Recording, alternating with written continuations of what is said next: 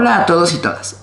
El día de hoy vamos a tener nuestro tercer video de la serie sobre displasia del desarrollo de cadera y en el que vamos a hablar acerca de información muy importante acerca de las opciones de tratamiento, tanto el tratamiento conservador como el tratamiento quirúrgico. Obviamente este video son bases para que puedas tener una mejor información y que puedas tomar decisiones respecto al tratamiento de tu bebé. Obviamente esto no sustituye la valoración médica, pero sí te puede dar herramientas muy interesantes. Sean todos y todas bienvenidos.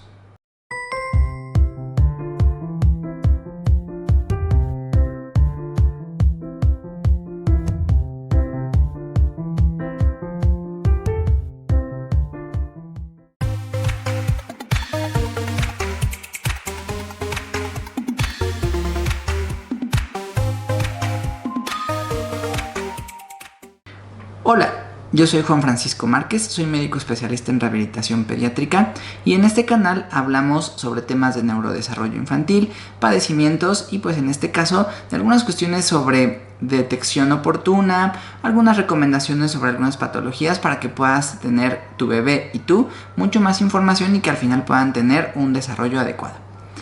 Como comentaba, el día de hoy vamos a nuestra tercera parte, en la tercera entrega de esta serie sobre displasia del desarrollo de cadera.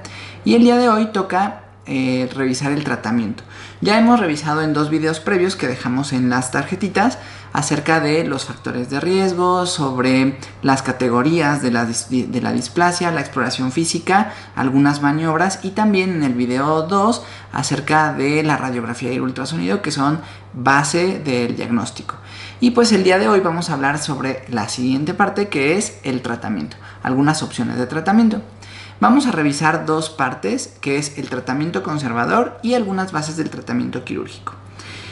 En cuanto al tratamiento conservador, tenemos que saber que son afortunadamente la mayor parte de los casos y se habla de tratamiento conservador porque no entra a cirugía este bebé. Este tratamiento conservador lo podemos utilizar en algunos bebés que pueden tener inmadurez de la caderita, factores de riesgo o que ya se encuentran en un grado de displasia pero leve. Y obviamente el personal médico es quien deberá de definir si nos vamos a ir hacia el tratamiento conservador o hacia el tratamiento quirúrgico. Ante cualquier duda, aquí sería conveniente hacer una referencia. Ya lo hemos comentado en videos previos. Si este bebé tiene factores de riesgo, una radiografía o un ultrasonido alterado y se encuentra ya en rango de displasia, hay que referirlo con el médico ortopedista especialista en ortopedia pediátrica, aunque algunas de estas técnicas conservadoras las podemos recomendar en el en lo que saca esa cita o en lo que lo ve el ortopedista pediátrico, que no deberá de ser muchos días, ¿no? Pero que mientras pues podríamos hacer esa recomendación.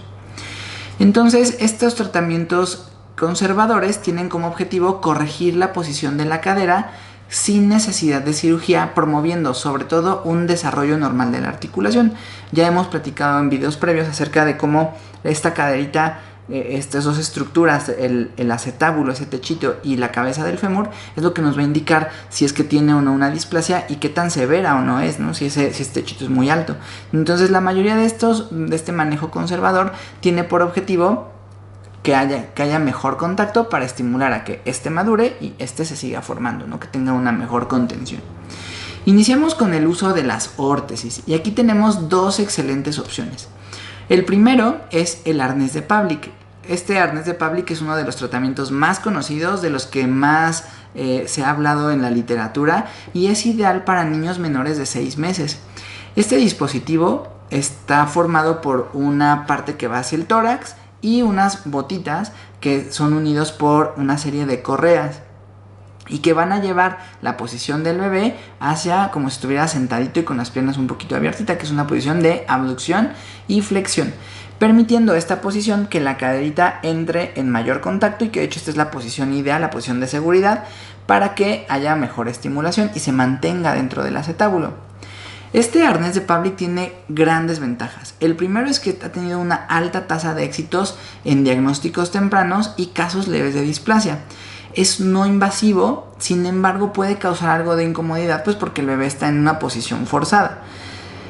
forzada entre comillas, una posición forzada porque no es la posición natural, pero no debemos de llegar a una posición límite, que de hecho justo hacia allá va esta desventaja relativa, y es que requiere de una capacitación básica para la colocación, ya que estas correas se van a ir acomodando hasta llegar a la posición, y si no se coloca bien, o va a quedar muy flojo y no le va a dar este estímulo, o puede llegar a quedar un poquito forzado, ahí sí, y pues causar primero molestias, dolor, y segundo, si es mucho, pues sí algún tipo de daño, ¿no? Entonces, cuando vamos a recomendar este tipo de arnés, tenemos que asegurarnos de que está bien colocado y que la persona, el cuidador, mamá, papá, sepan colocarlo bien. Si no, no le va a servir y podemos generarle alguna otra molestia, ¿no? También en pacientes donde pues por alguna razón le enseñamos a la mamá, lo hace muy bien, pero quien lo cuida es la abuelita o tiene otro cuidador, a lo mejor valdría la pena quizá no considerarla como de primera intención, a menos que nos aseguremos de que esa persona ya también recibió la capacitación. Y en ese caso podemos utilizar nuestra segunda opción precisamente, o sea, si tenemos estos elementos donde pues quizá no sea la mejor opción porque no saben colocarlo bien y tienen estos múltiples cuidadores, entonces podríamos ver la segunda opción de órtesis, que precisamente es el cojín de Friedka. Este cojín de Friedka tiene una base sólida, una base rígida, pero se parece mucho al canguro. Nada más colocamos al bebé, es esta parte rígida que va hacia las piernitas. Tenemos que medir la abducción de las caderitas para que la apertura, para poder ver la talla del cojín. Pero aquí se coloca el bebé, se colocan los hombritos y listo. Aquí no tenemos que regularle nada de las botitas ni de las correas, nada, solo se coloca el bebé y listo. Este arnés este cojín de Friedka también va a mantener la abducción. Suele ser menos cómodo para el bebé que el arnés, porque todavía en el arnés puede tener algo de movilidad, pero es mucho más sencilla su utilización. Entonces aquí las dos opciones son buenas. En muchos artículos ponen al arnés de Pavlik un poquito arriba en cuanto a su tasa de éxito. Sin embargo, ambas son muy buenas opciones dependiendo de estas condiciones de la familia. Y decíamos que ambas son excelentes opciones siempre y cuando se haga bien.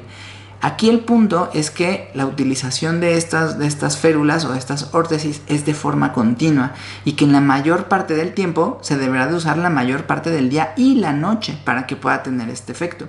Entonces, la indicación puede llegar a 24 horas y solamente retirarlo cuando se van a hacer cuestiones de higiene del bebé, ya sea para cambio de pañal o para cambiarlo para bañarlo, ¿no? Y también para realizar los ejercicios terapéuticos y nada más. Al menos en estas primeras fases donde queremos esto de forma intensiva, pues no estaría permitido hacerlo de uso de forma intermitente y demás. Entre más tiempo, mejor. Estas férulas o órtesis de abducción se usan por un periodo de tiempo que puede rondar los 3 meses. Máximo 6 meses de edad, un poquito, a lo mejor podríamos irnos a los 7 en algunos casos que pudiéramos tener ahí como de retiro progresivo. Sin embargo, el tiempo es corto. Lamentablemente nos han llegado bebés que utilizan las férulas de abducción durante tiempo muy muy largo. Estamos hablando de 5, 6, 7 meses, cuando pues ya si no ha funcionado tenemos que buscar otras opciones, quizá más hacia lo quirúrgico, y si ya funcionó pues hay que ir buscando el retiro para que tampoco se retrase en esta cuestión de neurodesarrollo. Esto es otra preocupación que les da a los papás con el uso de férulas, el que se retrase pues, en el gateo, por ejemplo, o en los giros. Tenemos que ir poniendo esto sobre una balanza. Si ese bebé tiene un alto riesgo o ya tiene una displasia leve, lo primero que tenemos que lograr es que ese acetábulo esté bien formado. Y ya después, en rehabilitación, nos preocuparemos por que otra vez alcance sus hitos motores, ¿no? Pero muchas veces les quitan las férulas para que no se vaya a atrasar mucho. Esa no es la prioridad en ese momento, porque tenemos una ventana de terapéutica muy, muy cortita. Para evitar algunos de estos efectos adversos se recomienda una cita de control. Ya una vez que le explicamos cómo usarlo, ya una vez que estamos seguros de que lo usan bien, máximo 6 semanas después tenemos que ver una cita de control para verificar que la indicación, la aplicación y la vigilancia de este dispositivo abductor o de este aparato de abducción esté correctamente realizado. Y esto se deberá de verificar por personal calificado el médico especialista en rehabilitación, obviamente el ortopedista pediátrico, pero en algunos lugares pues le tocará al pediatra o al médico de primer contacto. Y aquí tenemos que verificar que se estén evitando las posiciones forzadas y también el contacto directo de la piel del bebé con el aparato abductor para evitar lesiones. Otro elemento muy importante en el manejo conservador de las y los pacientes con inmadurez de caderita y ya con una displasia del desarrollo de cadera es la terapia física y los ejercicios terapéuticos. Esta terapia es un complemento fundamental, donde los ejercicios específicos van a ayudar a fortalecer los músculos que rodean la articulación de la cadera, disminuir contracturas, mejorar la estabilidad y también favorecer ese contacto adecuado que lleve a que estas estructuras maduren, a que este techito vaya teniendo una mejor cobertura, en fin, que el desarrollo, que la propiocepción y que al final dé mejores condiciones de la articulación, que cuando únicamente se ve solito la pura órtesis, ¿no? O incluso muchos de estos, aunque ameriten cirugía, este manejo terapéutico va a ayudar a que llegue en mejores condiciones como preparación para la cirugía. Entonces, no importa si va a ser conservador únicamente el aparato abductor o si estamos pensando en que está esa cirugía, en ambos casos se benefician mucho de la terapia física y obviamente de los ejercicios que, enseñándoselos a los papás, lo puedan realizar en casa. La base de estos ejercicios incluyen movimientos suaves de abducción y flexión y ejercicios también de propiocepción articular, propioceptivos y articulares. Esto normalmente lo tiene que hacer un terapeuta especializado en pediatría, un fisioterapeuta enfocado hacia pacientes pediátricos, y resulta esencial para poder que estas intervenciones las haga personal capacitado para evitar cualquier tipo de daño. Sin embargo, la parte esencial, como siempre lo decimos en la terapia, es que yo le pueda enseñar al cuidador, a papá o a mamá, cómo hacerlo y que lo replique en casa varias veces al día, porque estos son ejercicios de muy bajo impacto. Entonces no son ejercicios intensos, no buscamos un fortalecimiento como si lo metiéramos al gimnasio, para nada. Son ejercicios muy chiquitos, muy de bajo impacto. Entonces el éxito se va a lograr cuando lo hagamos muchas veces al día, y esto implica que se haga por parte del cuidador. Entonces hay que enseñarlos bien y asegurarnos de que lo hagan realmente como se debe. Ya en el siguiente video les voy a mostrar algunos ejercicios que dejamos para casa, que son los de base, para que los puedan empezar el mismo día de la valoración, independientemente de que después puedan ir a un área de terapia para que ya hagan estas progresiones y demás. Y antes de pasar a las generalidades quirúrgicas, hay algunas recomendaciones generales muy importantes para los papás respecto al manejo conservador. El primero es que hay que cumplir las indicaciones al pie de la letra en cuanto a horas de uso, a las revisiones y demás de las órtesis. Si no está bien utilizado, si no está bien colocado, si la medida no es la correcta o la forma de colocación de mi arnés no es el adecuado, no le va a servir. Entonces tenemos que cumplir las indicaciones, o si se lo están quitando constantemente, pues tampoco le va a servir. Hay que hacer mucho énfasis en no abandonar las citas de seguimiento, tanto en ortopedia pediátrica como en rehabilitación, como en las terapias y demás. Pero en este tipo de patologías, si vean cómo ya estamos en el punto de tratamiento, ya acercándonos hacia lo quirúrgico, entonces el que puedan ir a todas las citas es esencial.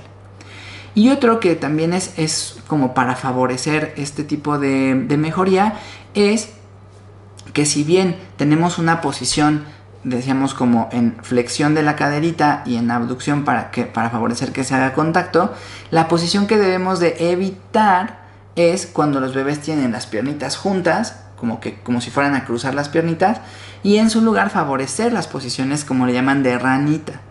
Aquí también incluye esta costumbre que hay en algunos lugares de nuestro país y de Latinoamérica, donde envuelven al bebé, donde lo colocan con las piernitas bien apretadas y luego lo envuelven con la cobijita, y el bebé no se puede mover absolutamente nada. Independientemente de la cuestión de neurodesarrollo, donde no le está favoreciendo este libre movimiento y obviamente se va a atrasar, el hecho de que yo le esté forzando esas piernitas a que estén cruzadas, ¿no? O sea, que estén hacia la aducción, a que estén apretadas, va a hacer mucha presión sobre la caderita, en un fenómeno que podríamos hacer como que se lo está como queriendo luxar, ¿no? No es que se vaya a luxar, pero en esa posición estamos haciendo una palanca. Entonces hay que evitar ese tipo de posiciones, y pues obviamente aquí en lugares donde hace mucho frío y de estas cuestiones culturales, nos dicen, pero es que entonces no lo puedo amarrar. Lo que hay que buscar es que no se cruce. Para este efecto, ¿no?, de la displasia, es que no crucen las piernitas, que no estén apretadas, y en la medida de lo posible más bien favorecer la apertura, la flexión y la abducción de esta caderita, ¿no?, como le llaman, como de ranita. Que además esto lo favorecen mucho algunas cuestiones también culturales, como puede ser el uso de rebozo, de foulard o el mismo canguro, ¿no?, que eso también lo hablaremos más adelante en el siguiente video, pero que es una técnica que puede ser de mucha utilidad.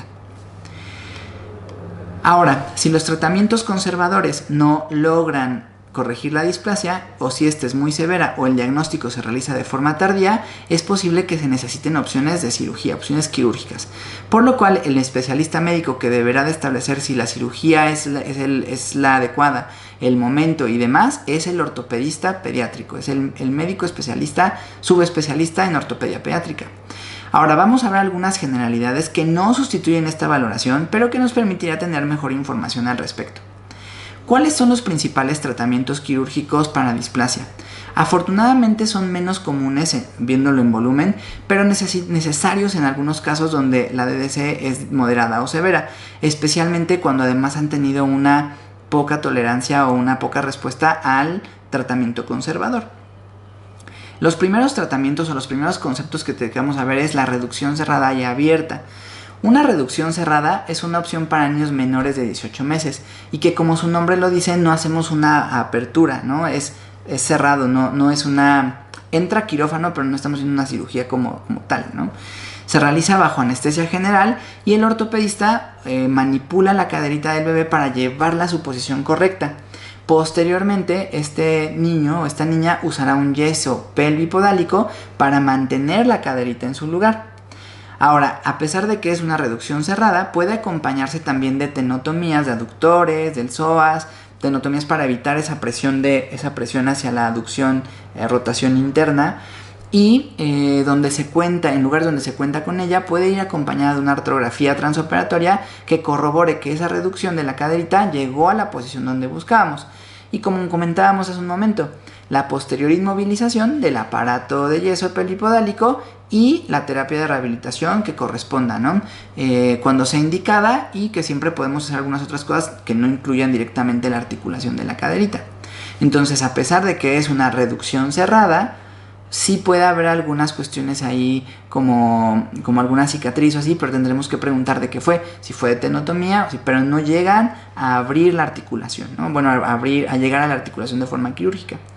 Cuando sí se llega, entonces se denomina una reducción abierta, y aquí sí se hace una incisión para visualizar directamente la articulación y poder corregir los elementos que estén causando esta displasia. Otro concepto que podemos escuchar constantemente o en algunas ocasiones son osteotomías, que, como su nombre lo dice, viene de un corte al hueso, ¿no? Esto se ve en niños un poquito mayores y cuando hay deformidades significativas o casos muy importantes de displasia. Estas cirugías implican cortar y realinear los huesos de la cadera para mejorar la forma y la estabilidad de esa articulación. Existen diferentes tipos, como osteotomía Salter, Pemberton, pero bueno, esto es terreno totalmente del ortopedista pediátrico. El tipo de procedimiento dependerá de las características de cada caso y será elegido por el ortopedista pediátrico. Entonces, si estamos pensando en irnos hacia esto, hacia esta cuestión quirúrgica, tendremos que platicarlo y tendremos que comentarlo con el ortopedista pediátrico y nada más, ¿no? Y un tercer elemento que escucharemos en algunos casos es la colocación de injertos, en cuyo caso se deberá tener todavía mucho más cuidado, no movilizar a menos que sea el tiempo indicado por el ortopedista, y pues obviamente cuando hay injerto en cualquier procedimiento, el tiempo de inicio de rehabilitación también puede ser mayor hasta que este injerto esté perfectamente adaptado y perfectamente aceptado por el cuerpo de ese bebé.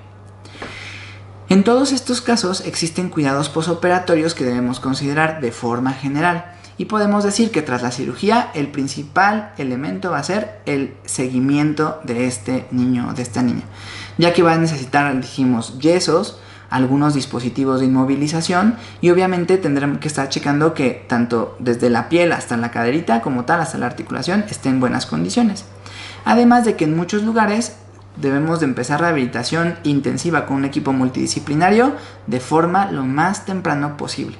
No toda la rehabilitación va directo hacia la caderita, muchas las podemos hacer hacia otros elementos, rodillita, hacia el tobillito, hacia masaje, hacia dolor. Entonces hay muchas cuestiones que se deben de evaluar, pero que todas entran como parte del proceso de rehabilitación. Y otra vez, los controles regulares para evaluar la evolución de la articulación. Estos controles son con radiografía, que ya vimos en el video anterior.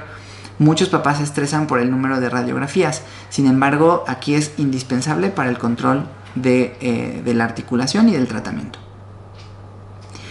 Como hemos visto, el tratamiento de la displasia del desarrollo de cadera depende de muchos factores: la edad del niño, la edad del diagnóstico, la severidad de la condición, algunas otras cuestiones de seguimiento. Y pues ya vimos, entre más temprano se detecte, mayor será la posibilidad de que un tratamiento sea exitoso con técnicas conservadoras.